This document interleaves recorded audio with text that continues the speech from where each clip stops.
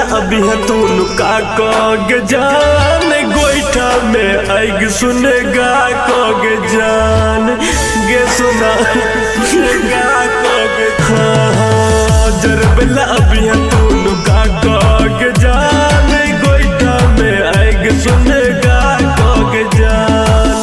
हमरा पे गो तू करिया एहसान गोईठा में आग सुनेगा कग जान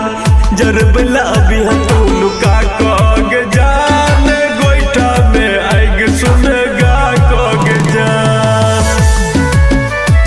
सुनेगा कग जान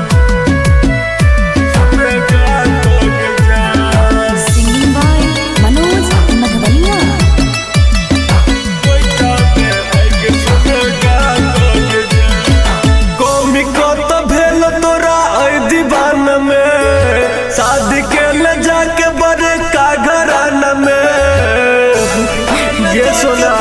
का घरान में हो कौमी को तो भेल तोरा ऐ दीवान में शादी के ले जाके बड़े का घरान में आदत लगा के चल गेले अपन घुटलो घोटाए नहीं चुकन कोगे अन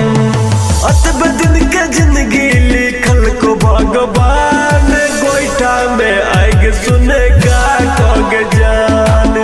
जर बेला अभी तू नुका कग जान गोईठा में आग सुनेगा कग जान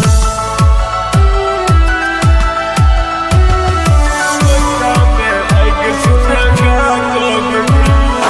Annu Recording Studio.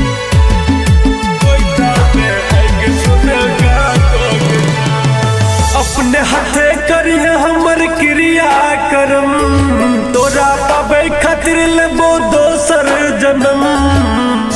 गे जान